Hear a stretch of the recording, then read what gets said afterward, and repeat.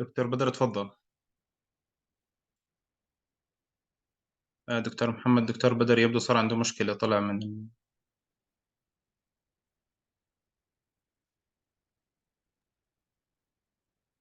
أنت الدكتور بدر. أنت الدكتور بدر show up. Where is دكتور بدر؟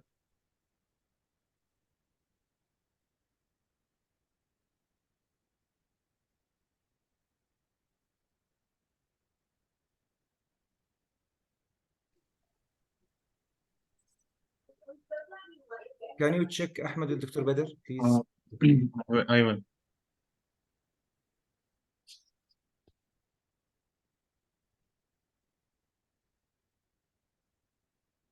If there is a problem, let Hussein start the moderation.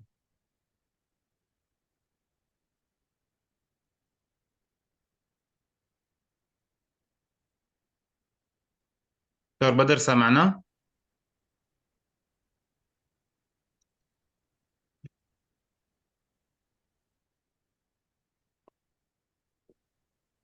Ahmed, is it okay right now? Do you hear me? Okay, go ahead. Okay. Good evening, everyone. It's my pleasure and our pleasure, actually, also in the PSI, Politics and Society Institute, to welcome you all on behalf of Mr. Muhammad Saqir and Mrs. Rasha Fitian and Dr. Muhammad Abruman and all of the members actually of Politics and Society Institute. We welcome you all. Actually, welcome our speakers, and we welcome actually our also guests from all over the world to speak about one of the most important topics right now in the Middle East and even in the world, whereas the war on Gaza actually is taking place since 7th of October. Today, our sessions, it will be very interested to have a lot of good scholars and excellent scholars that who are experts in the Middle East and experts in the Arab and regional studies here in these sessions. But before that, I just want to say something about PSI. PSI, one of the most important think tanks here in Jordan and in the region. And it's considered right now one of the most, let's say, important one in terms of the publication and in terms of the studies that are tackling many issues here in the region, the Middle East, and the Arab world, and even beyond the region. Our panelists today and our speakers, they do have different background, but absolutely three of them are specialized in politics of the Middle East and specialize in the politics of the Arab world. And on the name of all of the audience, I would like to welcome Dr. Andre Bank and Dr. Nathan Brown and Dr. Amr Hamzawi. And absolutely, when we talk about those three names, we can't actually list all of their achievements in terms of their academic background and their experience. But if I want to talk just very short, Nathan Brown, he is one of the most prominent professors.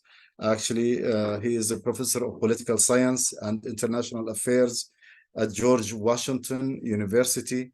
And he is one of the distinguished scholars, actually, and author of 6 well-received books. And then we talk about Andre Bank. Also, he is our colleague from Germany right now, from Hamburg. He was a senior, or still a senior research fellow in GIGA, actually German Institute for Global Studies and Area Studies.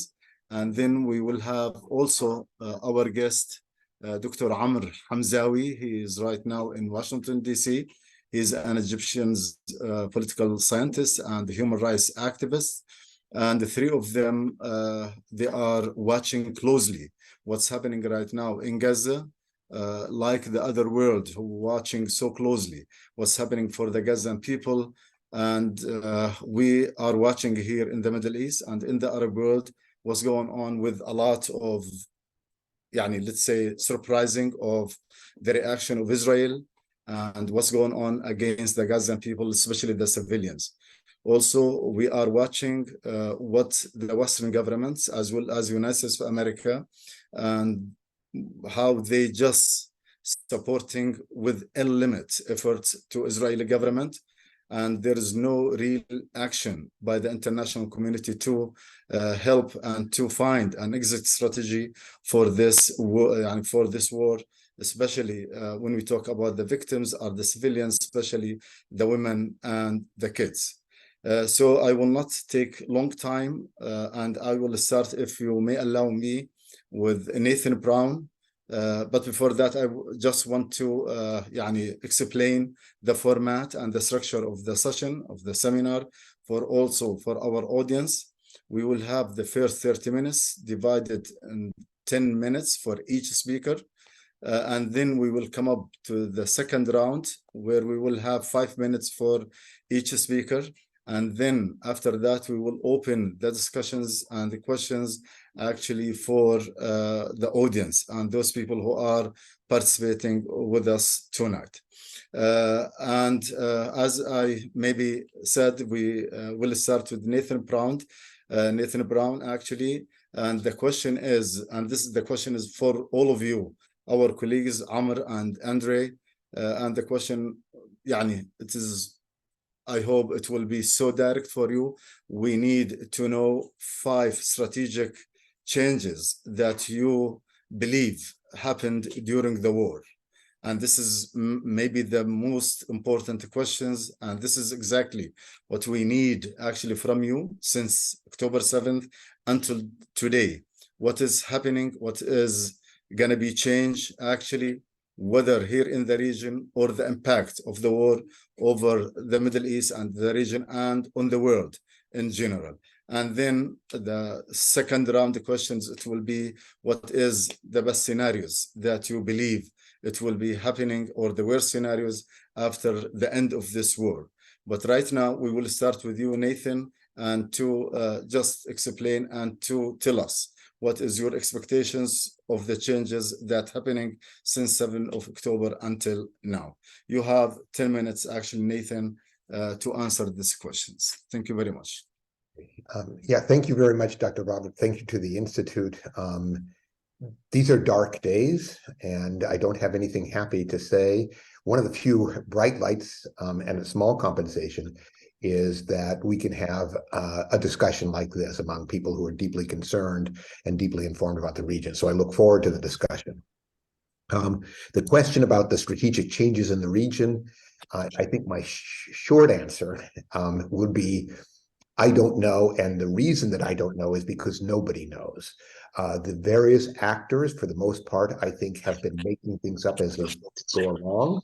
They are making decisions impulsively. They are making decisions as with regard to sort of what happened yesterday.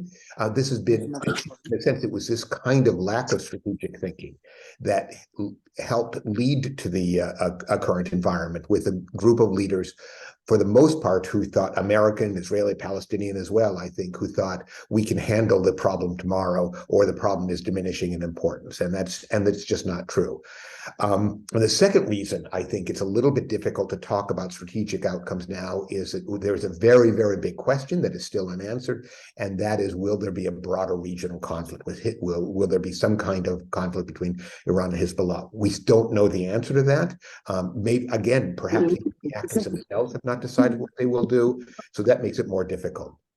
In the short term, therefore, I can still see some changes that are clear so far. One that I would say, just at a regional level, there is a return of the United States, not simply as a central diplomatic actor, but and the United States that has decided not simply to side with Israel, it has in most past conflicts, but a United States government that has decided to hardwire itself to the Israeli leadership and even participate in the Israeli decision-making process. That is unprecedented. It didn't happen even in the 1973 war, when there was an airlift, a tremendous American military support. The United States basically tried to stay away from day-to-day Israeli decision-making. That's not the case right now. You in the region see what this does in terms of how the United States is perceived in the region. We don't know exactly what the effect of the American involvement will be, but as I say, it is unprecedented. The United States is a participant in this in a way that is unlike anything in the past.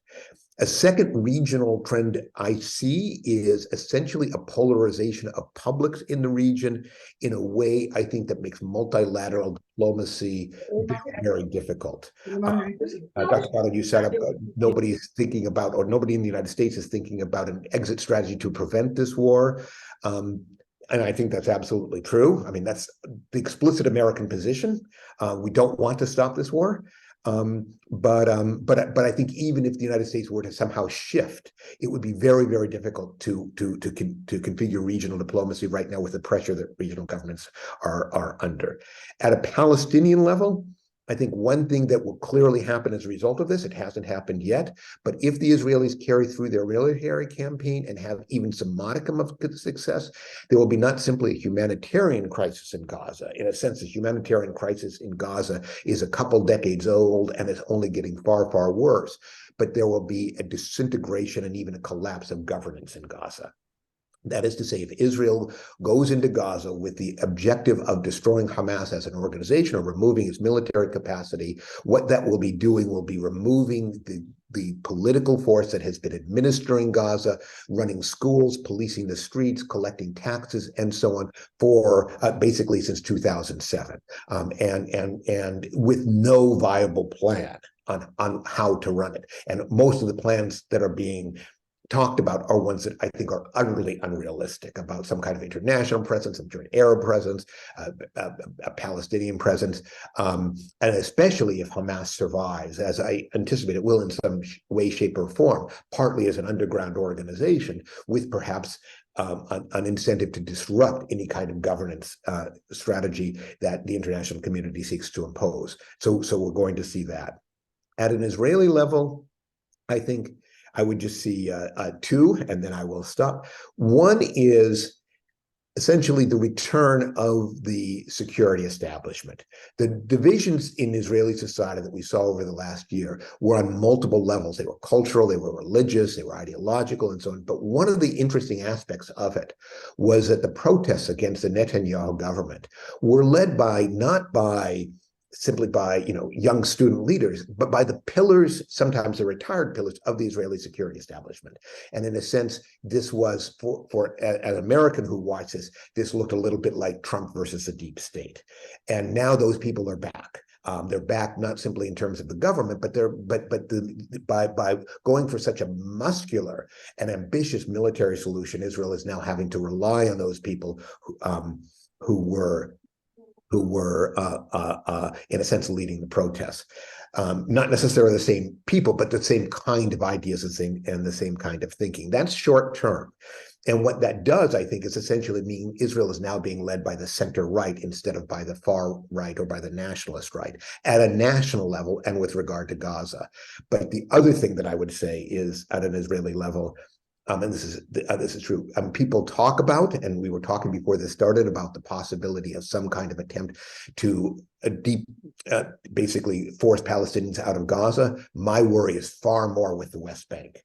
The government is distracted. The world is distracted. The center right, actually, the National Religious Camp has a clear agenda. They are absolutely explicit. And if there's going to be something resembling ethnic cleansing, it's going to be on the West Bank. I don't think to the point of forced expulsions, but the assimilation of West Bank territory and harsh conditions for West Bank inhabitants, denying them citizenship, mobility, and so forth and so on, is already much, much worse. And I think that is a strategic change. Essentially, the Israeli assimilation of the West Bank is something that is going to be even more deeply entrenched as a result of this process. Thanks.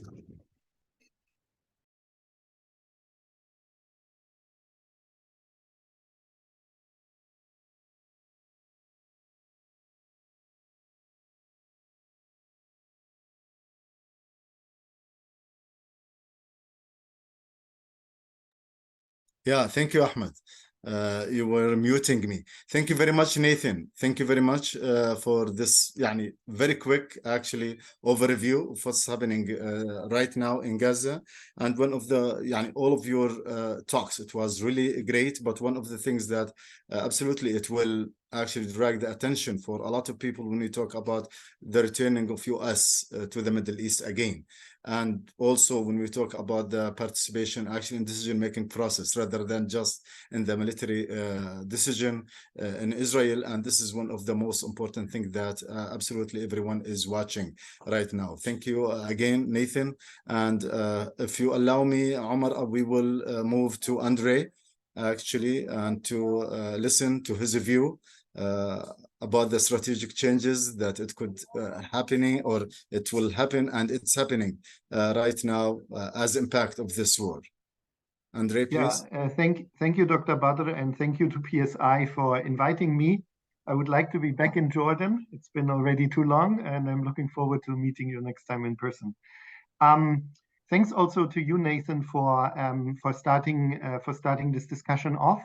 What I will be doing is I will be casting the net a little bit wider and talking about a bit broader strategic issues of what has kind of happened recently and how they might be impacted through the current war.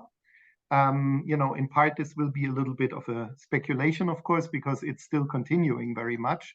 And I think the way the war and the violence will unfold, of course, then has a strong impact on the future Middle East regional politics. What I would say is that a first major strategic change that we are already seeing is that by now it should be clear to anyone that the Palestine issue is clearly at the center of regional politics.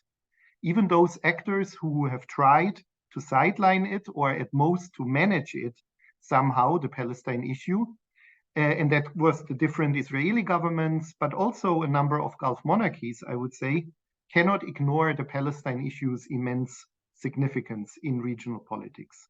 Of course, it is very crucial first for the territories itself that are, affected by the recent brutal violence, and that includes, Israel itself after the brutal Hamas attack, but also the Gaza Strip, the West Bank, which is, I also think, I agree here with Nathan, of crucial importance and very much overlooked, and especially in European contexts where I am, not really much discussed about, and also possibly Jerusalem. We don't know really what might actually happen in terms of a potential escalation here, and that then might even, make the whole context even more problematic.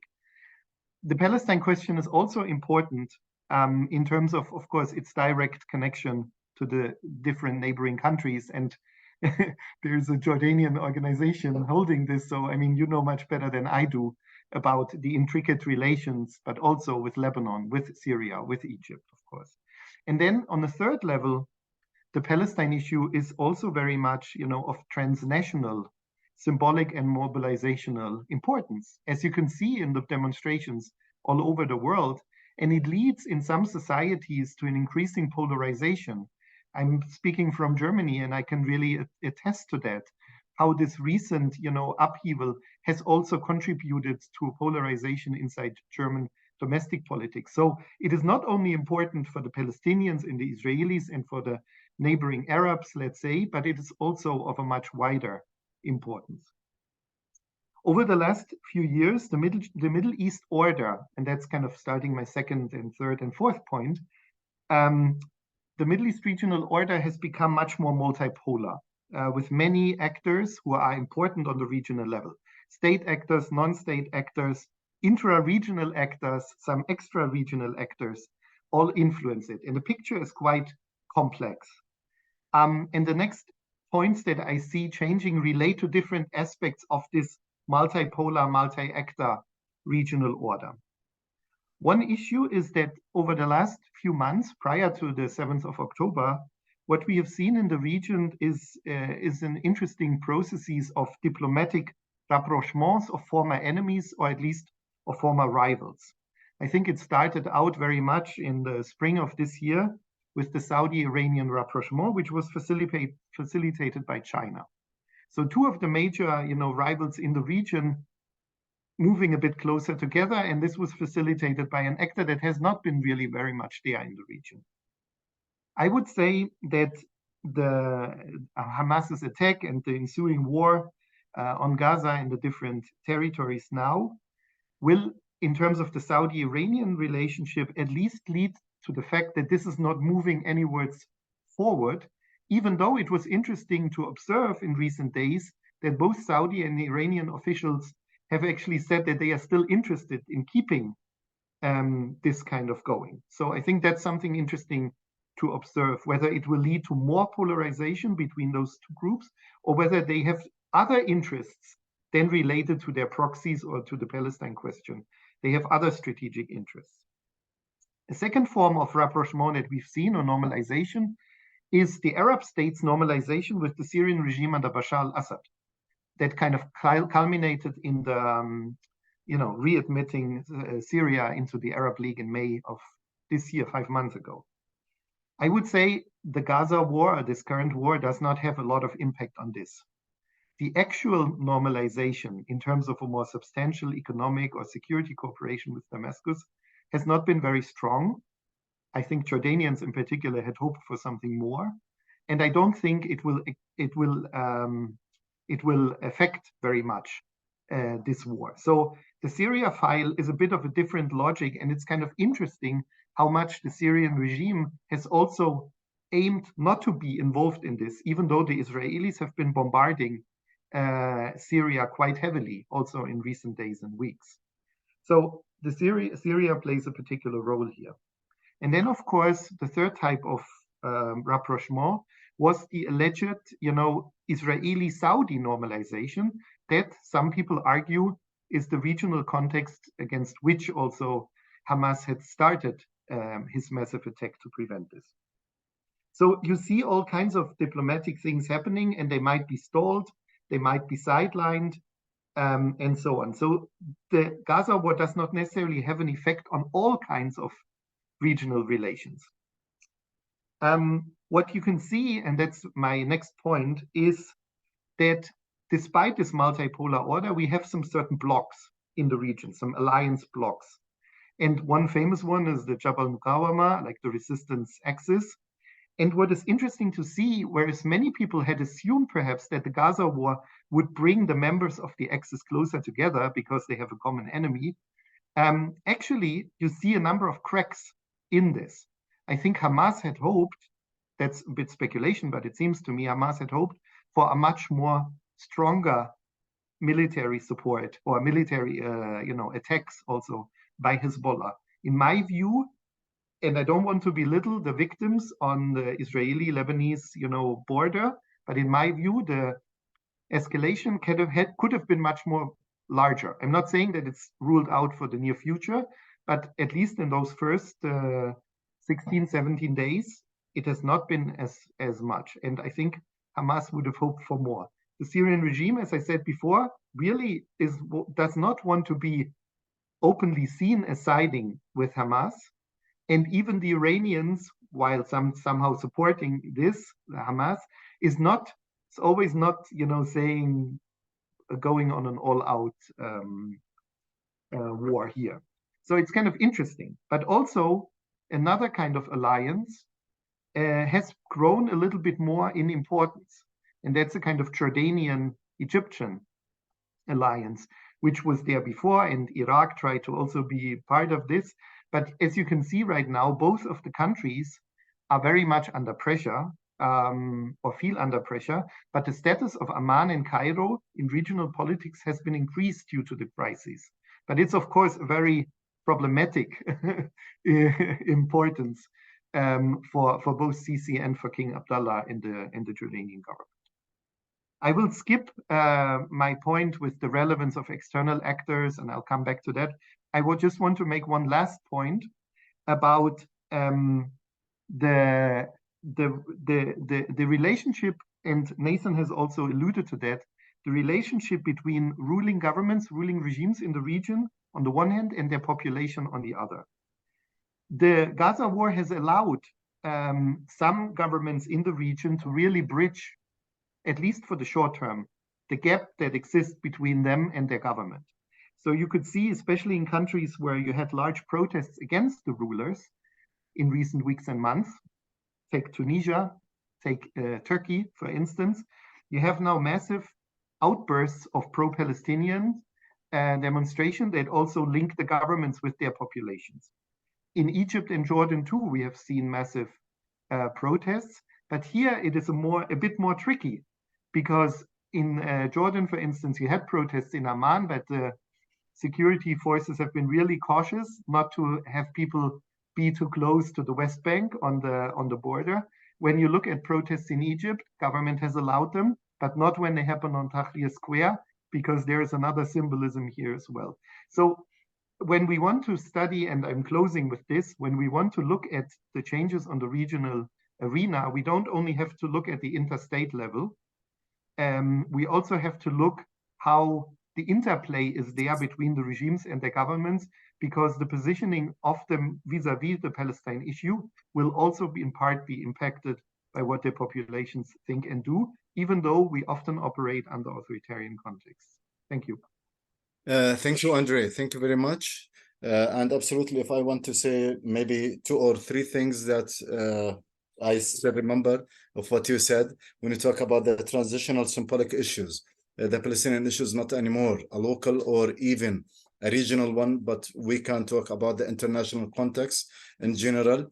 Even I think there is a big difference right now, especially in the Western countries, between the governmental political stands and the people stands. This is maybe one of the issues that we need to understand more and to be explained when we see this differentiation between the governmental and the official stands in the Western countries and the people there in Europe especially.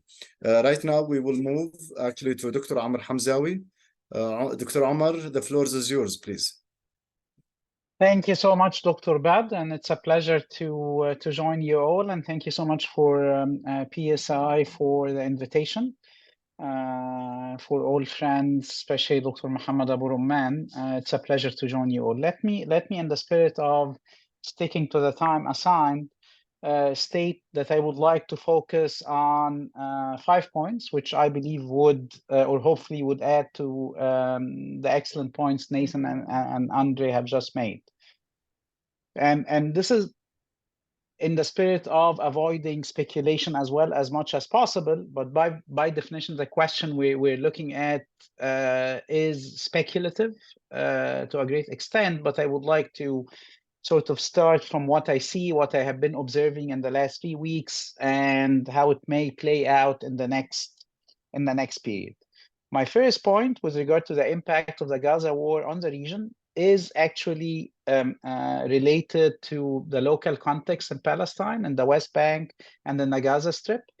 And I believe in spite of, and it's a point which Nathan has touched upon, in spite of the fact that in most commentaries which we've been reading out of Palestine, which we've been reading out of the region of the Arab world or non-Arab parts of the Middle East, the reference here is to Turkey and Iran. Israel is a completely different context altogether.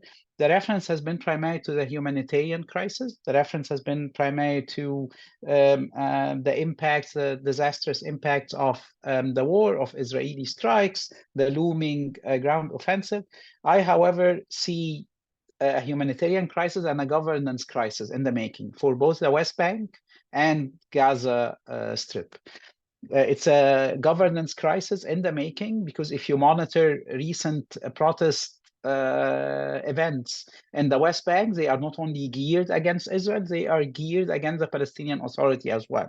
And there is a clear separation between where the Palestinian Authority has fashioned its discourse accompanying the events starting October 7 up until today, and the way the popular sentiment has been evolving. I would like to draw your attention to a statement which Mahmoud Abbas Abu Mazen made a few days after October 7, saying that Hamas does not represent the Palestinian people, and due to the huge pushback in social media out of Palestine, he had to retract his statement. His office had to retract the statement. If you look at the protest events emerging in the West Bank, they are once again not only against Israeli strikes on Gaza, they are also geared toward the Palestinian Authority, and there is no quick fix because their delegitimization of the PA has been in the making for a very long time, and it cannot be fixed by simply stopping the security coordination between them and the Israeli side, which has been stopped already. So there's a governance crisis emerging in the West Bank, and there's of course a governance governance crisis that will emerge in Gaza, depending on, of course, the details will depend on how far Israel will go, whether the ground offensive will happen or not, to what extent will they be successful in crippling Hamas capabilities, governance capabilities. I continue to believe that the talk about uprooting Hamas is unreal, is unlikely to happen. Resistance movements which are embedded in the respective social fabric cannot be uprooted easily, and this is going to be a very ugly process. But maybe some of the governance capabilities of Hamas, which have been evolving over the last almost two decades, I'm sorry, will be crippled, which will create a governance vacuum to an extent, and a governance vacuum which is probably attractive for some regional international actors to try to fill out. So there is a governance and humanitarian crisis in the making, which is going to be with us beyond the current war. And when the war comes to an end, the two components, humanitarian and governance crisis, will be relevant to observe with regard to Palestine, West Bank, and Gaza. This is my first point. The second point is that we do have a crisis emerging primarily in Egypt and Jordan, which is related to legitimate fears about the territorial integrity of the two countries. And this is a different governance challenge that the one with Jordan and Egypt, or the ones with Jordan and Egypt, have been struggling with in recent years. There's a clear sense in Egypt as well as in Jordan, and this is one of the points which Andre was making about the Egyptian-Jordanian alliance and why it's being pushed forward in many different ways: coordination in the Arab League, bilateral coordination, multilateral coordination in the Cairo Peace Summit with regional actors as well as Europeans and the US.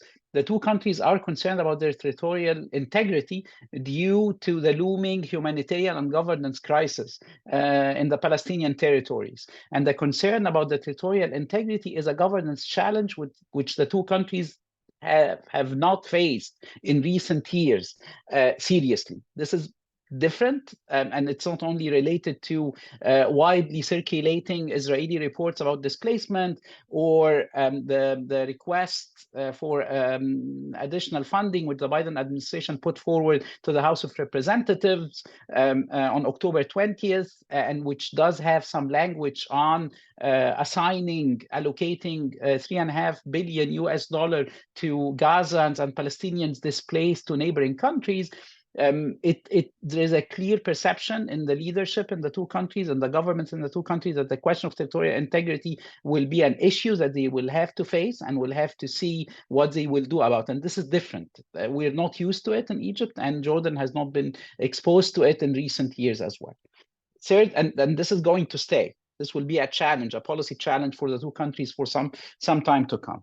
The third point I would like to highlight is sort of reflecting on the wider, away from Palestine, away from Jordan and Egypt as the two neighboring countries, to the West Bank and Gaza, to reflect on the wider regional scene. And beside, of course, what was already mentioned on the return of the Palestinian question, on the return of the issue of Palestine to the regional debates and discussions, policy debates and discussions, I believe it will be interesting, without jumping into too much speculation, to see how the war will impact what was in the making in recent years. And I see a couple of trends which are relevant to keep in mind. One, I was seeing a shift away from tackling war and peace issues into primarily focusing on economic integration issues. This has been the regional environment in recent years. Greater talk about economic inclusion, greater talk about climate change, new technology, climate adaptation, mitigation, a great deal of discussions cross-regional about issues pertaining to economic inclusion, economic prosperity, economic cooperation. Of course, that did include Israel. It did not include Iran. Iran is probably the only one actor which was excluded from the regional environment debating economic prosperity and economic integration and collaboration. It included Israel. It included Turkey. It re-included Turkey. I have to say, it re-included Qatar after the couple of years of siege imposed by Saudi Arabia, UAE, Bahrain, and Egypt on Qatar. But there was a regional environment emerging, less interested in security arrangements, less interested in war and peace issues, and more interested in economic collaboration. And what's happening in Gaza is a wake-up call that you cannot sort of detach policy prescriptions about economic integration, be it trilateral, Egypt, Jordan, and Iraq, because Egypt and Jordan are not only coordinating diplomatically or politically, there has been a growing effort to coordinate economically and trade-wise with Iraq, including Iraq, or between the UAE and Israel, or in the Gulf region, the leading role of Saudi Arabia as an economic powerhouse. These issues, the policy talk about economics without politics, economics without peace and war, economics without security arrangements is coming to an end. And I believe everyone in the region is waking up to the need of figuring out what to do, be it traditionally by going back on the Arab side to the Arab Peace Initiative, or reactivating the Arab Peace Initiative and the two-state solution with some new language, which would tackle the issue of what to do with Hamas weapons, or tackling the governance and humanitarian crises emerging in the Palestinian territories, the fear of displacement, and so on and so forth. So the third point I'm making is Gaza war will probably, most likely, put an end to the region as we have known it in recent years, with a focus on climate, on the economy, on prosperity, without tackling security and peace and war issues, or simply leaving them to Saudi-Iranian rapprochement, or leaving them to what the US will do, or to a Naqab summit meeting, which some of you will remember, with Arab actors and Israel, to try to figure out a security arrangement. There was no real effort to do so. Now it would be time to focus on regional security arrangements, and I believe diplomacy pertaining to climate, to economic prosperity will take a backseat. Fourth point on the polarization. And here I see two layers of polarization. One, in some cases, and here one really has to go in a case-by-case approach. In some Arab countries, there's a growing polarization between popular sentiments and government policies. This is not relevant in the case of Egypt. This is not relevant in the case of Jordan, because the two governments are in sync with popular sentiments in general. This is not relevant in the case of Tunisia or Algeria, but it is relevant in terms of official policies, at least in two countries, which I believe it's important to keep an eye on: Morocco and the UAE. These are two countries which signed normalization agreements with Israel, where official policies or official statements on the Gaza war have been, especially from the UAE side in the first week, have been highly reserved, have shied away from condemning what was happening or calling for a ceasefire. Morocco does not have a clear policy line on what's happening in Gaza as well, and I believe the popular sentiment in the two countries in different ways is moving in the direction of a polarized stance toward where governments are. So we do have a bit of the dynamics of polarization between governments and popular sentiments in some countries, at least. Of course, it remains to be seen how Lebanon, for example, can evolve. If Hezbollah decides to go into war, how the popular sentiment is going to be, and in which sections. I mean, there is a great deal of details which we will have to keep an eye on, but there's some polarization between governments and popular sentiments. But the more relevant layer of polarization is between the Arab public space in general and what is perceived to be, and what is, in fact, the set of Western policies. I believe I have never seen commentaries as harsh on the West in a sweeping generalization fashion as I have been seeing it in the last 3 weeks. There's a perception of double standards. There's a perception of dehumanization with regard to Palestinians, Arabs, and Muslims. Sometimes there's a perception of a clear bias toward Israel, lack of interest in the Palestinian situation, in the life of civilians in Palestine, in the impending, no longer impending, in the humanitarian crisis emerging, and and this perception of a highly, no, I wouldn't say agitated and not violent. It's a perception, and I do not see, and I have been monitoring quite closely, I do not see signs of radicalization in the Arab street. I mean, if I use this label, what I see is a clear polarized stance toward the West. Policies, governments, as well as media coverage. People are shocked about the double standards, and it's one of the few times where it's emerging as a key component of what we're looking at. Final comment, thank you, Dr. Badr, is on sort of, which I'm interested in monitoring as well, on intellectual debates. I mean, how is the question of the war debated? And here I'm referring primarily to media, to newspapers, opinion pages in different newspapers across the region. And I was looking carefully in recent days at the Sharq al-Awsat, at Al-Quds al-Arabi, at some websites like Sky News, in Egypt and Jordan as well as in Lebanon. And of course, and here, of course, as we are all aware, I mean, the media landscape is has a great deal of government investments from across the region. It's sometimes allied to government policies, sometimes less allied to government policies. But what's interesting to keep an eye on, and I'm not sure where it will take us, whether there is a position, a popular position among Arab intellectuals that is renouncing violence against civilians, period.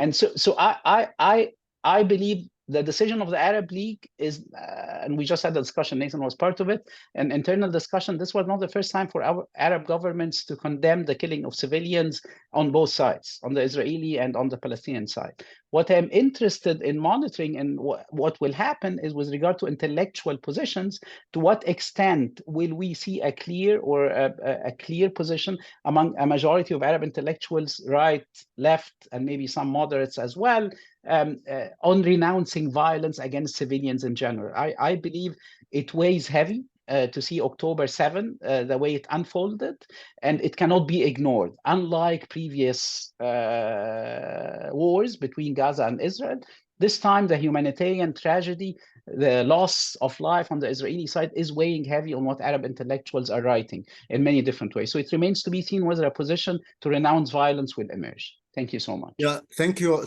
Amr. I just gave you maybe extra minutes because neither Nathan or Andre used their time, so it's okay. We are in the loop. We will go back to our first speaker, Nathan. We want to hear from you around 5 minutes also about the scenarios. What the expectations? Talking maybe if there is any close end to this war. What's your expectation and the scenarios in your mind? Yeah, thank you. Let me talk about two, a pessimistic, which I expect, and then an optimistic one. The pessimistic one is, in a sense, there won't be a post-war scenario because this is not a normal war, a war which has clearly defined objectives between two opponents that at the end negotiate some kind of arrangements, a ceasefire, armistice, surrender, or that sort of thing. The war aims articulated by the government of Israel, I mean, at first were absolutely frightening. The Prime Minister of Israel said that if you're a member of Hamas, you're dead. And that was calling for violence on a scale that is utterly unimaginable. What they've dialed back to, I mean, I agree with Amr, it is unachievable in its most ambitious form of sort of dismantling all aspects of Hamas's government and Hamas as a military organization. But there seems to be a very strong determination to go forward, and essentially this is a war against Hamas. And the effect of that, I think, will be, in essence, and no interest in what happens afterwards. And again, this goes back to what I said about actors acting without regard to consequences. So what does that look like afterwards if Israel even makes significant moves in those directions? I already talked about collapsed governance in Gaza. And continued annexation in the West Bank. I think that means essentially a further decay of Palestinian institutions. We've already seen, I think, essentially what lots of people were calling for a long time, in which a group of colleagues and I wrote an article in Foreign Affairs early this year called "The One State Reality." That is there. That was there before. but it was there with at least some kind of modicum of governance structures for cities in the West Bank and for Gaza. And those are clearly deteriorating. I already talked about Gaza. On the West Bank, I do not, the Palestinian Authority, I think, is not simply lost credibility. I think it's very, very seriously decayed. I actually spent about a month in the West Bank this past summer. And so this was before anybody anticipated a war of this scale. And the extent of despair and disengagement was absolutely stunning. And the younger you got, the stronger it was. And so what I anticipate, the way the trends were going on the West Bank was essentially a decay of central Palestinian institutions, the Palestinian national identity still being very, very strong, but no real Palestinian national movement in any kind of organizational sense, a set of institutions for public administration for providing security that still operated, but the second operating increasingly badly. And decay, and Palestinians talking about warlordism or local and groups like the Lions and so on arising just opportunistically and then being crushed.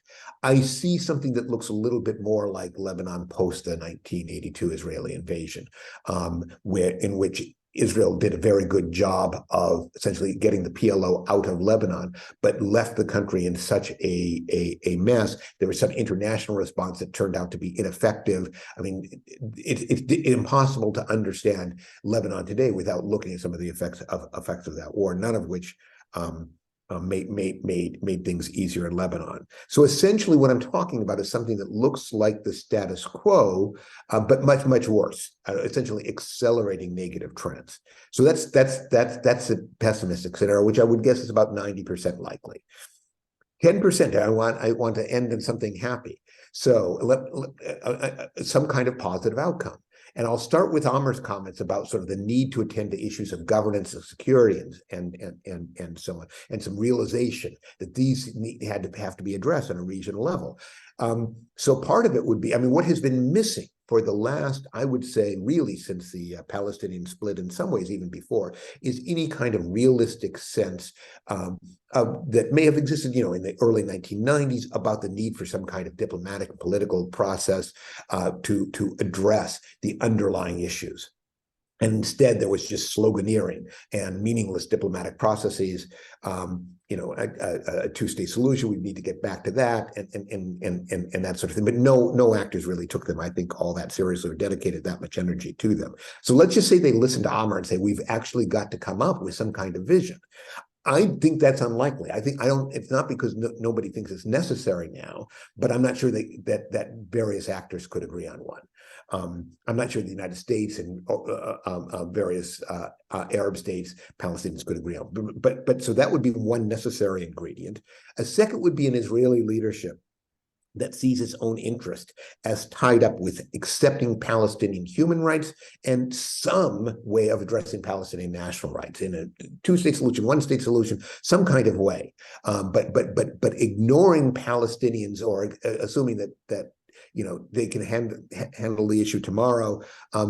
There is some realization in certain parts of Israeli society, and the initial reaction, as I say, is emotional. But perhaps longer term, there will be some realization. And finally, what I would say is you need a renewed and coherent Palestinian national leadership that basically has been absent from the scene. I don't see that as likely to emerge from this, but I see it as possible. So if you have those three ingredients, what you could have would be a situation, again, that looked like the region after the Iraq War of 1991, where you have the beginning of some kind of political process and political leaderships that are engaged not in spoiling it, but in maybe sometimes reluctantly cooperating.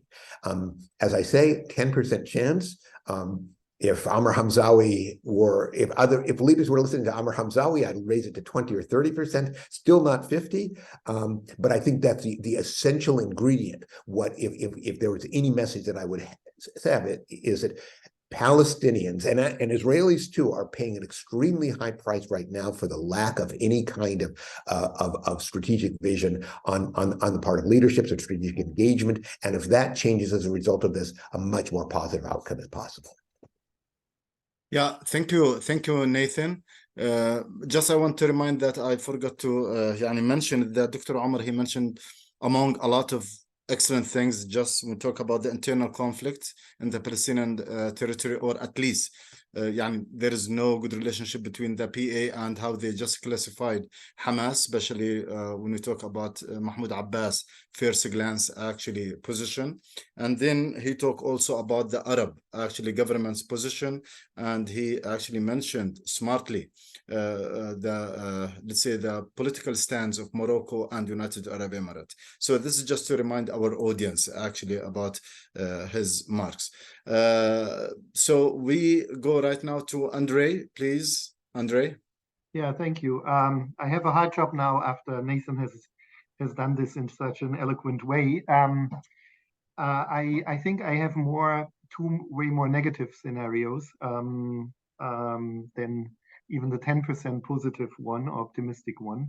So I think both kind of more likely scenarios have, of course, massively to do with how the war will develop and unfold.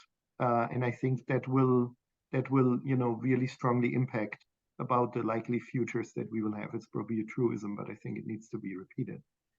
So I see two different scenarios. The one is a Gaza-only scenario, and the other is a broader, wider regional violent escalation. So for the first scenario, if the war had been would be mostly or almost exclusively fought about Gaza, I think it's important that for its future impact, it will be particularly important the intensity of the fighting, the kinds of casualties, how the hostage issue will be dealt with. So very much the issues that we are hearing about now already in the day-to-day and potentially in what will be coming. I think here the decisive driver of this scenario is fundamentally the behavior of the Israeli government and the Israeli security forces, and probably a little bit also how Hamas or Jihad or other groups might react. And potentially, like what Nathan said before, that the US is involved in the kind of Israeli government and so on. I think for if this scenario were to end and we had some kind of, large-scale military defeat of Hamas, even though I agree with Amr that it will not be very likely that they will, completely eradicate this movement, especially one that's so much tied with the Gazan society and networks there. I think it will take a while, but it is not impossible. But it will take a while until on the regional level, we would see a kind of rapprochement with a future Israeli government coming from the region. I think the countries that have already, signed the Abraham Accords, they were also mentioned, the UAE, Morocco, Bahrain. Well, Sudan is a bit of a different story, but those, don't have a big issue with kind of moving back to an Israeli position, even though I also see Amr's point about regime society split in Morocco and the Emirates. I think for the Saudis, it would take a little bit longer, but even Jordan and Egypt have an interest for the very reasons mentioned before to at one point come to terms, unless there have been like massive human rights abuses and like really war crimes on a major scale. I think, and that's a bit of an ironic twist perhaps, that the Gaza-only scenario might not be the best one for Netanyahu. Because if the focus in such a scenario is only on and primarily what the Israeli government security forces are doing, the Israeli public will already demand and will be demanding even more who was responsible for the security failure on the Israeli side of 7th of October. And I think in that sense, a shorter war and a Gaza-only war might have this ironic effect that it might lead to a government change in Israel, and if Gantz or Lapid or some kind of other government that excludes Ben-Gvir and Smotrich, that might be something for the Jordanians to look forward to. But it is actually something that is a bit of an ironic twist from the Israeli government's perspective. The second scenario is a much wider regional escalation, not only involving Gaza, but the West Bank, potentially Jerusalem. You know, it's kind of surprisingly silent about Al-Quds so far.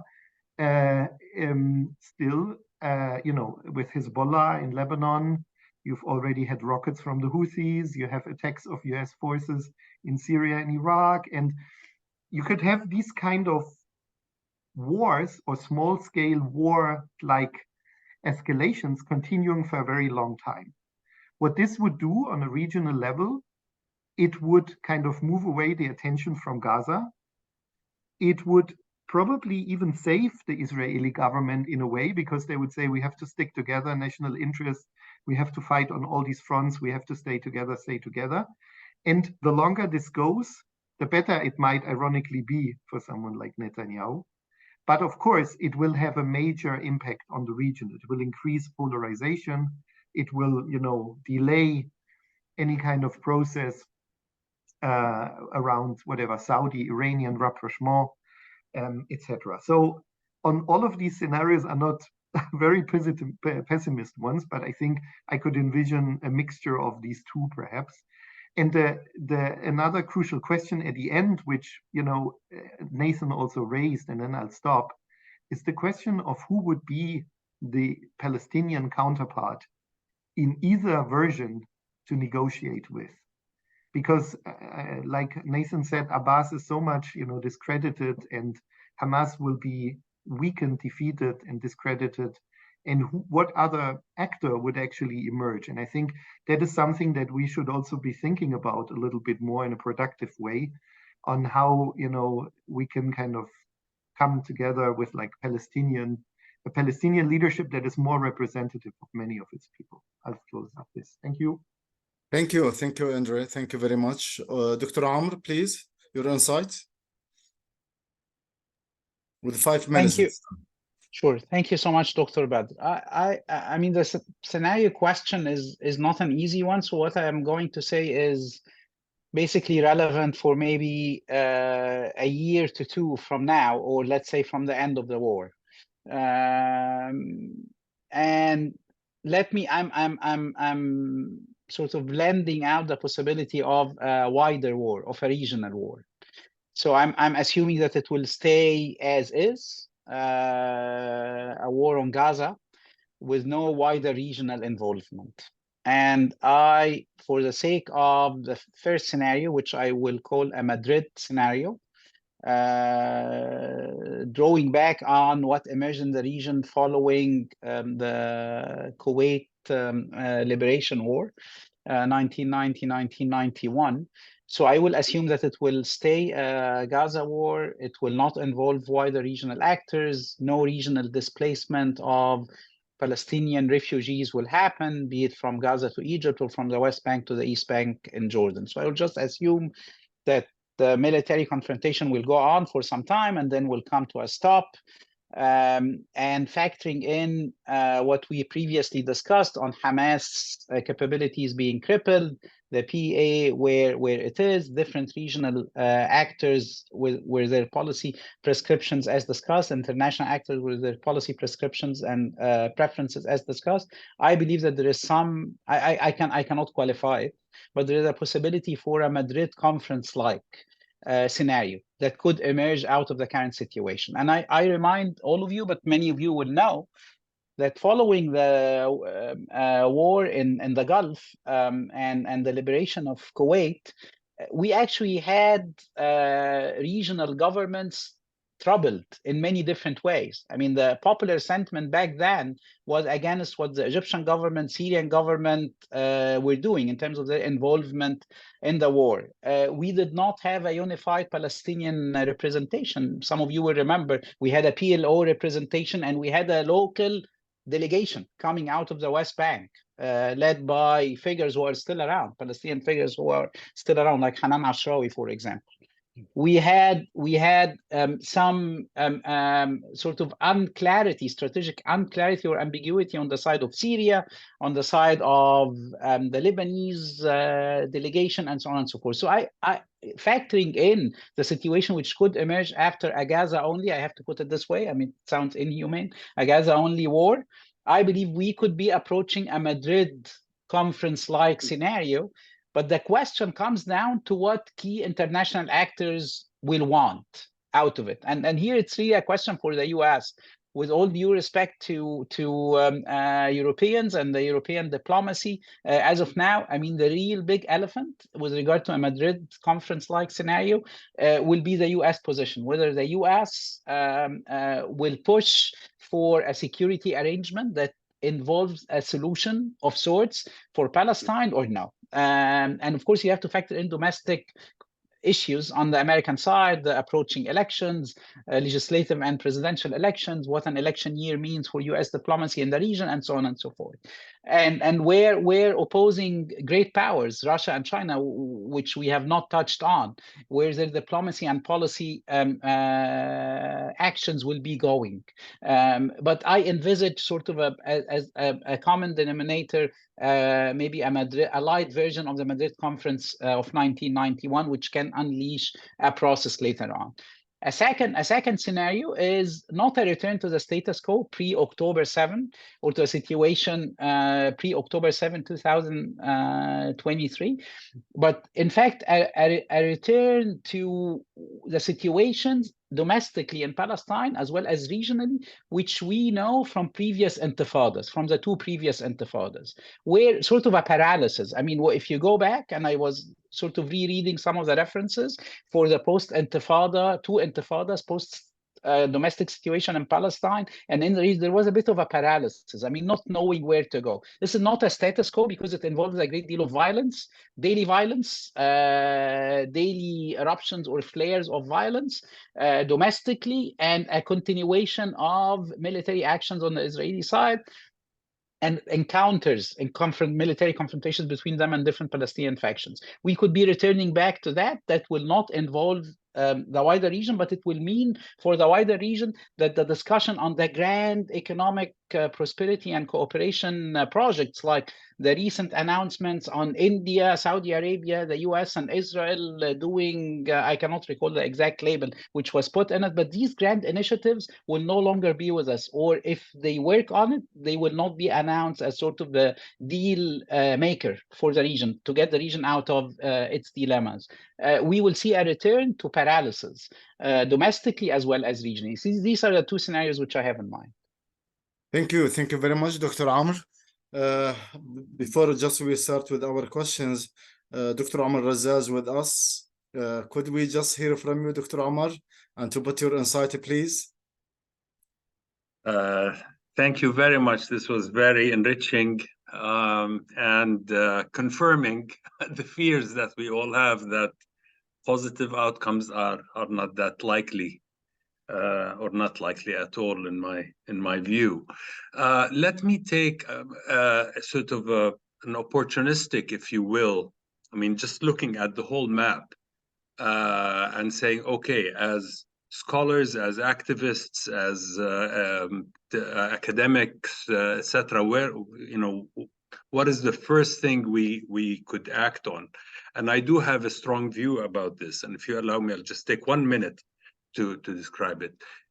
It is, from what I read, it is really scary the way the US and the West in general are cloaking the ethnic cleansing process that we might very well see, cloaking it as sort of taking care and temporarily taking care of refugees on the Egyptian side and on the Jordanian side. This is very dangerous, and it's very important, I think, to expose that for what it is. For what it is, and documenting that there is serious thinking in Israel today, and historically, as we all know, Israel's Zionists have kind of regretted not transferring more Palestinians in 1948 and 1967 out of the land. So it is not, I see it as a very likely scenario by such a right-wing government to be thinking seriously of transfer on both sides, on the West Bank and on the Gaza. And that is likely to have, of course, I mean, it's going to be genocidal because Palestinians are not going to pick up and leave, as we know. So I'm not talking about the best scenario. I'm talking about trying to avoid the worst case scenario and what we can do together to make it clear to the West that this is essentially what it's involving in itself in. The green light that it's giving, it's a green light for ethnic cleansing and transfer of Palestinians with major implications for the future. So thank you very much, and I look forward to the rest of the discussion. Oh, thank you very much, Dr. Omar. What I would like to do right now, I will give actually Dr. Muhammad Farghal, if you have any comments actually or question, and then I will read some questions for the panelists, starting with Dr. Mahmoud Sabri and Dr. Gharaiba and Dr. Basma, and then we will actually leave the answers for our guests, and then we will have another round of questions. Dr. Muhammad Farghal, are you here? Yeah, please, could you unmute yourself, Dr. Muhammad? I apologize, but Dr. Badr, thank you very much. First of all, I actually have so many comments, but for the sake of time and the sake of others, I will try to limit my comments as much as I can. My first comment was what His Excellency Dr. Amr Raza said. He actually stole my thunder, but that's fine. I mean, I think we see eye to eye on what the Western stances have been. I mean, it's really appalling. I think the Western narrative has fallen, and this message has to go out. I think the leaders of the region who have always been dubbed as moderate have woken up to the fact that what their people have been saying all the time is very true. And now they have to deal with their internal situation. And one of the speakers talks about the let's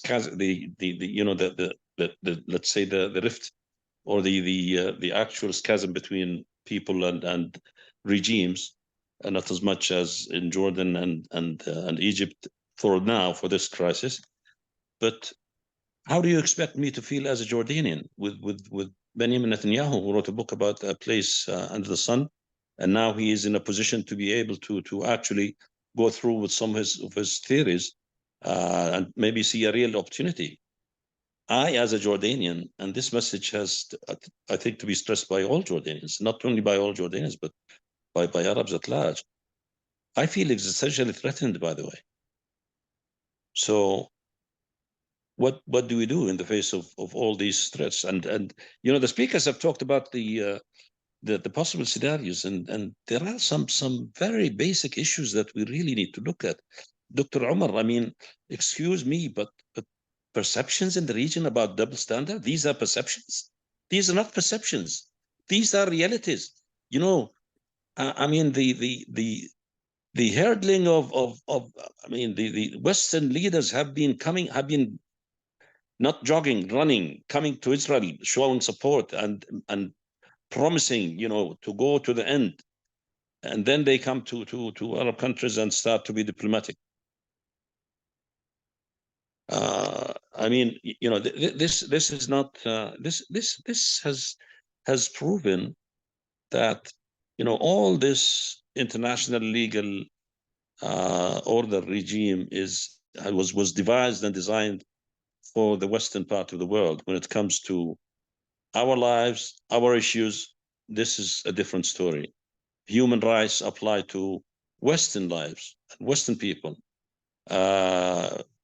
The Geneva Conventions, the international humanitarian law, applies only to Ukrainians, applies only to Europeans. You know, they don't apply to Gaza or anywhere in our region. Thank you. No, just one more comment, brother, please. Okay, please. And this is for other speakers. You know, external interventions in this region has always been real and a problem. And this region has always been viewed from a security prism. It was never left alone to decide its own destiny. This is something that is very serious, and we really have to think about when we talk about scenarios for the future after Gaza. Gaza, things will never be the same after Gaza, because the people have realized that, you know, they're really targeted. The whole Middle East, there is no, unfortunately, there's no Arab project, you know, to actually compete with the Turkish project, to compete with the Iranian project, to compete with the Israeli project. So I mean, I do have other comments, but you know, the last point is about the war of narratives, and I think this is really ridiculous. You know, CNN crews trying to play some acts and seeing that they, you know, they look like you're dead, look like you're injured. What kind of narrative is that? You know, babies beheaded, and then, you know, retracting such claims. I think I'll stop here and Thank you. Thank you, Basha. Thank you, Dr. Muhammad. I just want to apologize that Dr. Amr, he will leave us 5 minutes from now because he had previous commitments, and he can't actually stay more with us. But Dr. Amr, before you leave, do you have any comments of what Dr. Fargal said, or if there's any questions here has been mentioned in the chat? Yes, thank you so much, Dr. Badr. I'll be very brief. There are some questions in the chat which are of great significance, as well as Dr. Omar Raza's comments and Dr. Fargal's comments as well. Let me just very briefly say what I meant by perceptions are mainstream perceptions, which are not tailored to serve government policies. They are not engineered by government tools. These are popular sentiments which have been on the rise in the region regarding, of course, I mean, the reality of double standards. So it's not a perception in the sense of not real. It's a perception in the sense of being mainstream tendencies in the region that will continue to shape policy making for some time. They will not go away quickly. Once again, I feel reminded of the post-1990-91 situation with regard to perception vis-a-vis the West, and being on one side and against Arab national interests and Palestinian Arab Muslim interests, very similar to what we had in 1990-1991. And it would take a bold move from Western powers. It's the US primarily, but I'm not saying that the likelihood of it happening is high or significantly big. It's probably, as Nathan was saying earlier, around 10%. But it's an interesting scenario to keep in mind. The second question which I received on Dr. Omar, or the comment I have on Dr. Omar's point, it's exactly how I see our role, Dr. Omar. We need to keep exposing the risks and dangers and short-term, medium-term, and long-term threats of the current situation, because it will not be confined to Palestine. It will not be confined to Israel and Palestine. It's bound to impact in a substantial fashion governance challenges in neighboring countries, Jordan and Egypt, and beyond Jordan and Egypt as well. So it's our, in fact, duty to keep exposing what's happening on the ground and keep searching for policy prescriptions to manage. I believe, and this is my last point, which is in response to a chat question, I believe that Arab official positions have always been as they are as of now. A bit of silence here, a bit of fiery rhetoric there.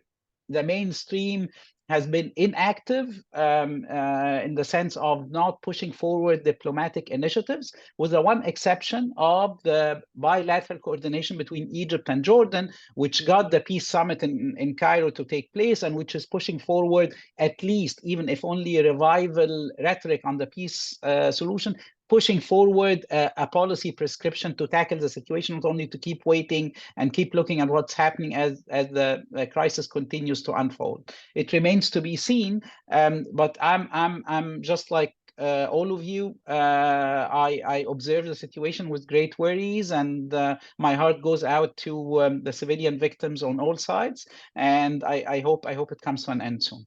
Thank you so much, and please excuse me for having to leave. Thank you Thank you for for the being with us invitation. today. Thank you very much, Dr. Amr. Thank you for all of Thank your you. participation. Thank you. Thank you. I will read very quick some of the questions from Dr. Mahmoud Sabarini, Sabri, who is asking actually about what kind of diplomatic, or at least what kind of political position that some Arab countries they can do, especially those who are or proposing a relationship with Israel or who already having a relationship with Israel, what role that they can play. And the other question also, whether this war, and this question from Dr. Muhammad Gharaibe, this war, it will affect and ruin the relationship or normalizations projects or proposal between Saudi Arabia and Israel. And the other question actually from also Dr. Mahmoud Sabri is asking, what do we think actually about the proposal by Macron? He is calling for a coalition against Hamas. Whether this actually proposal will have some actually, let's say, a chance of success or not. Also, there's another question from Basma, I think. There's another questions, but it was for Dr. Amr, I think. Yeah, it's okay. Could we just ask these three, answer these and three questions, and we will get back to the other questions, Dr. Nathan and then Dr. Andre. Sure, thank you. Let me start first about Macron's comment about the coalition against the Islamic State. I mean, I think that is political posturing. It's not. Hamas is just a very, very different entity, and in the sense that it doesn't challenge the entire international order. It doesn't challenge all existing states. It challenges the state of Israel. And it's one that most regimes in the region do not like. A couple of them do like Hamas, but it's just a very, very different entity. And so the idea that you could have something that broad against it, I think is unrealistic. A couple of the questions really dealt with Netanyahu. And I'm with Andre on this. I think Netanyahu may be a spent politician. And the thing to pay attention to, and I don't think he ever really had, he had sort of a vague set of ideas, but if you look at what he did, it was to survive to the next election, stay out of jail and so on. If you focus on him as an individual, you look at kind of the political and social forces in Israel, and I think there is a political reconfiguration. And I'm sort of with Andre on this. It's just unclear. But I'm going to tie this to the issue of ethnic cleansing. Gaza and the West Bank are different, and there's a reason why I'm much more worried about the West Bank than Gaza. In Gaza, yes, there is talk about this by Israelis who don't want Gazans there, and they see Gazans essentially as a place that allows Hamas to operate.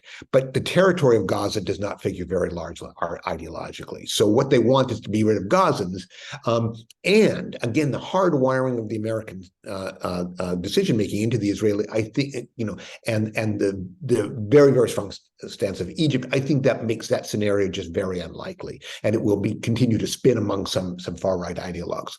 Again, on the West Bank, the exact opposite is happening. The National Religious Camp, as I say, has sort of had a green light before. They are no longer, I think, the dominant force in the current government, but the current government has other things to pay attention to. And so Smotrich and Ben-Gvir are no longer, I think, driving Israeli policy in the same way that they were before, but they will continue doing what they were doing, and we're watching that. I mean, it's visible if you care to look.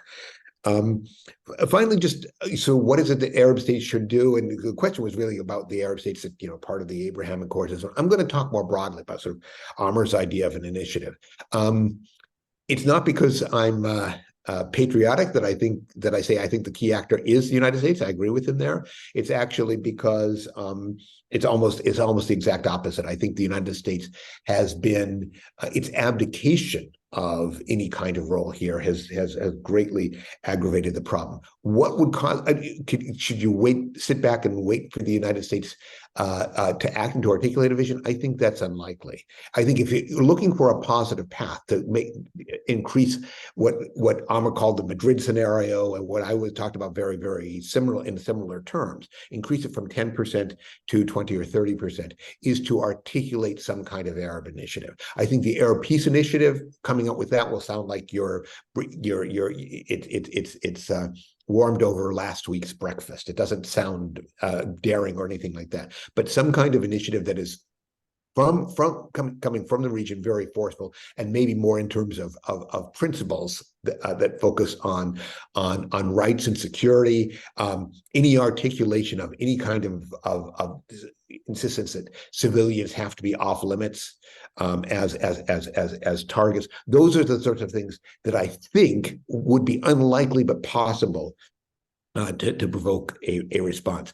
And finally, I do want to go back to the point to me, it is really problematic that the Palestinian national leadership is not a national leadership. I mean, I said this when I was there this past summer. The Palestinians right now have officials. They do not have leaders. And that is deeply problematic. And as I say, everybody's paying a high price for that. If there were one piece of advice I have, and this is an off-the-wall idea that I've heard from nobody but myself, the idea of reviving the PLO does come up in Palestinian discussions, but completely separating the PLO leadership from the Palestinian Authority leadership, and even leaving, I think would at least preserve some kind of address that would be viable if any kind of international diplomatic process got going. I think that's extremely unlikely. I think the current Palestinian leadership has the PLO, essentially ownership of the PLO, as the one thing in their back pocket that they still have. They're unlikely to give it up or to send it abroad. But I think some kind of revived Palestinian interlocutor for inter-Arab discussions, for international discussions, it's absolutely essential.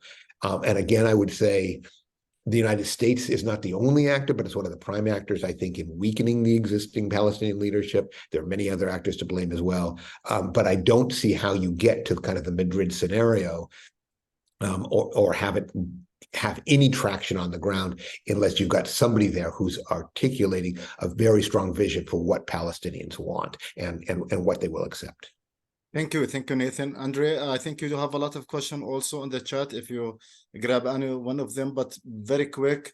There's a questions about the future coalitions, actually, whether China and Russia will benefit from this war, also from Besma, and the other one, what about Hamas? Is not anymore a government and is not anymore maybe a national movement or resistance movement. And the question is also asking about EU position, what the future of EU position towards such events, or at least problems happening here in the Middle East, and especially in Palestine.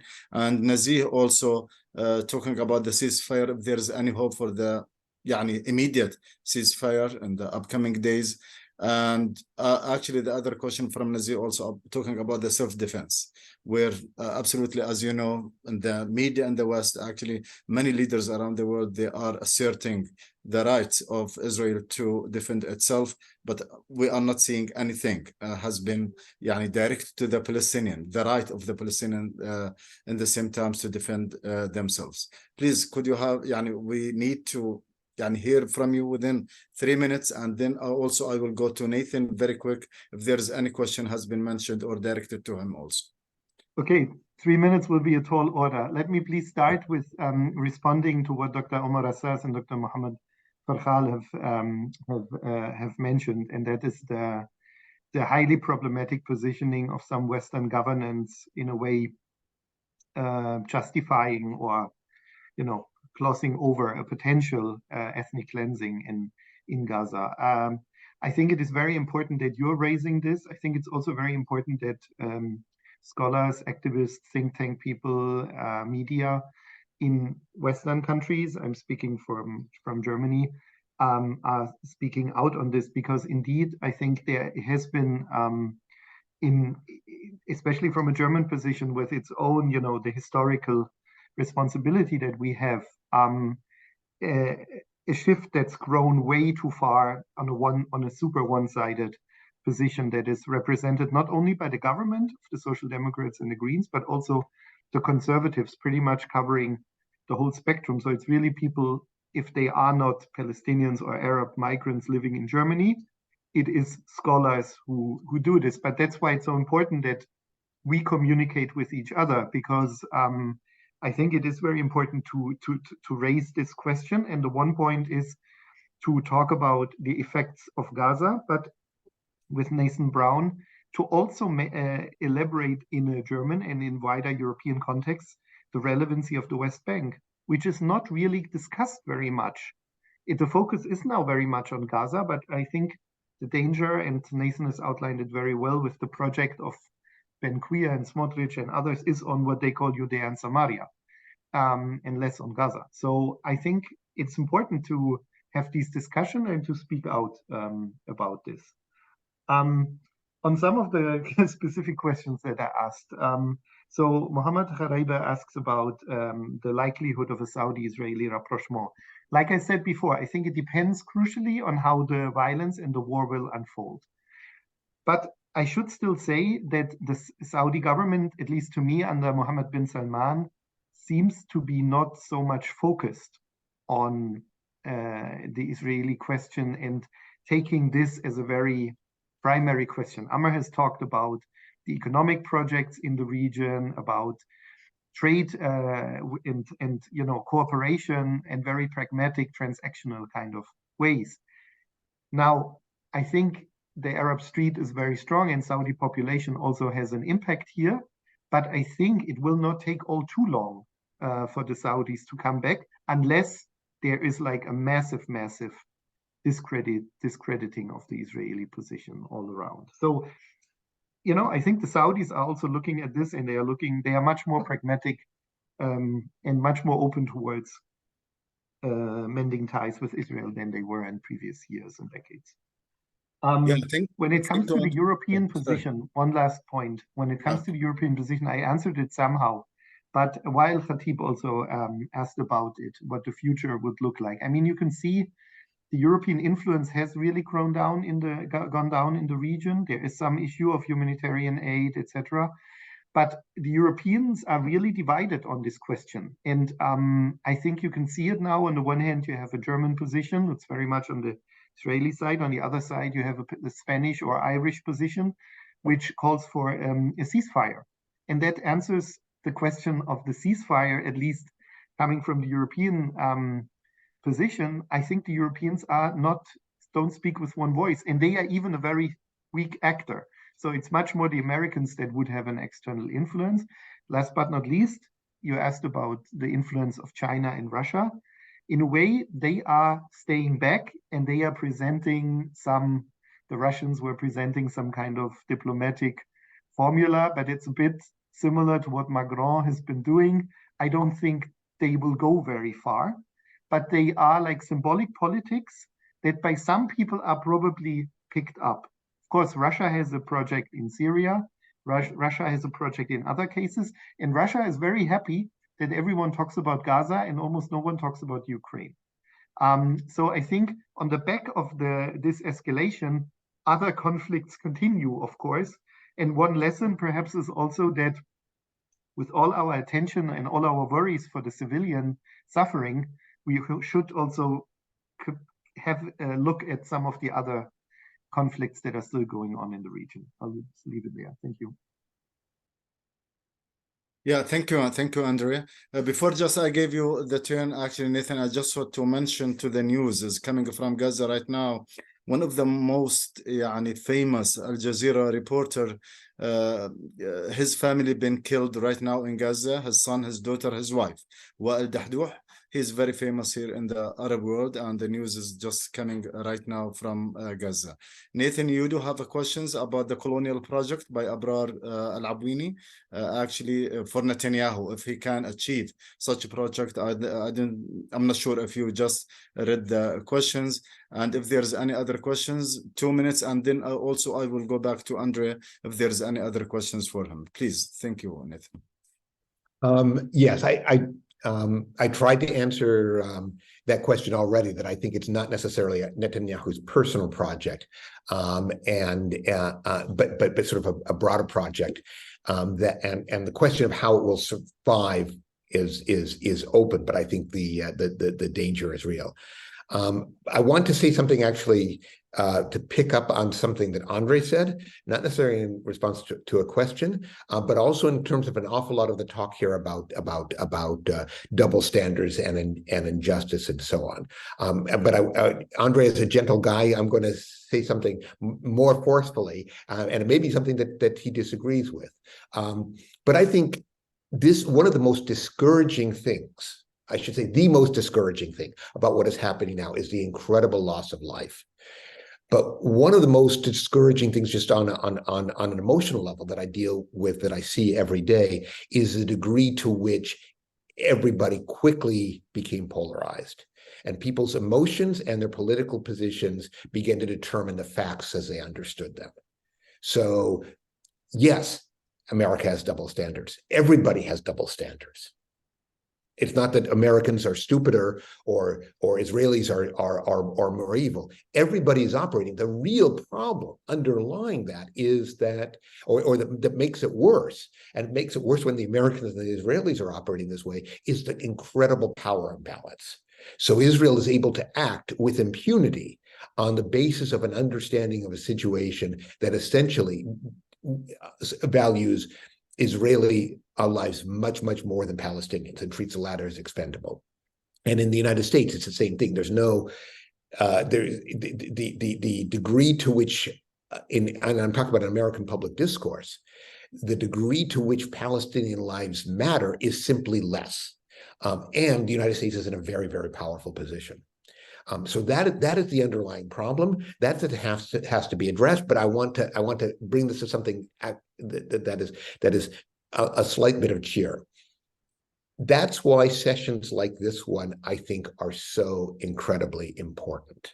Even if all we do is talk, I'm trying to think of previous international crises in the middle of the the crisis before the '67 war. Imagine an international forum where people were talking not simply in their bubbles, but people were talking across and bringing different kinds of expertise.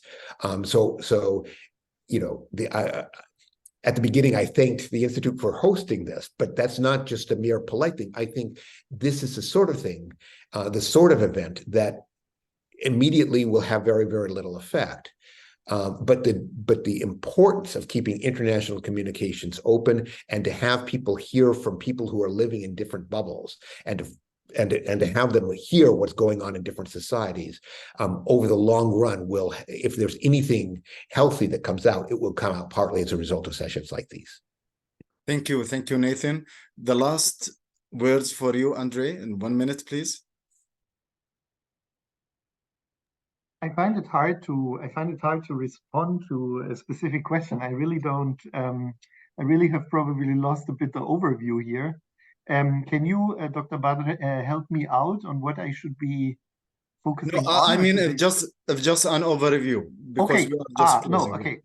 I mean, building on what Nathan said, I also think it is very important, and I am learning a lot from the positions that you are having, from the questions that you are asking, and I can just respond back to you. And that's something that Dr. Omarasas also mentioned, that it is quite challenging how in Western countries right now some discourses have unfolded, and it is also clear for me that in these constellations we have to talk and we have to exchange and we have to learn, but we also have to bring it back. In the past, there was very often the tendency that in European countries, we knew how democracy works, we know how economies are organized and societies, and we'll tell the rest of the world. Actually, what I'm seeing right now is more like an inward-looking, self-critical position, where it is very important to hear your opinions and to hear different voices, because I'm actually a bit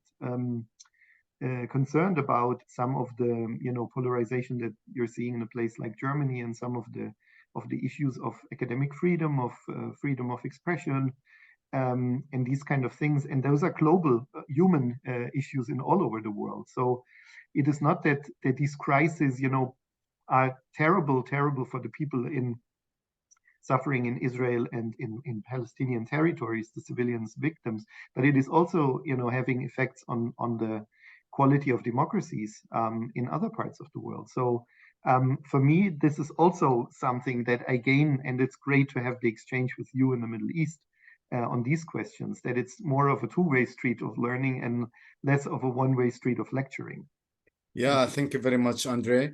Thank you very much for all of you. I want just to apologize from those who just wrote their questions, and we can't answer all of these questions because of the limited of time.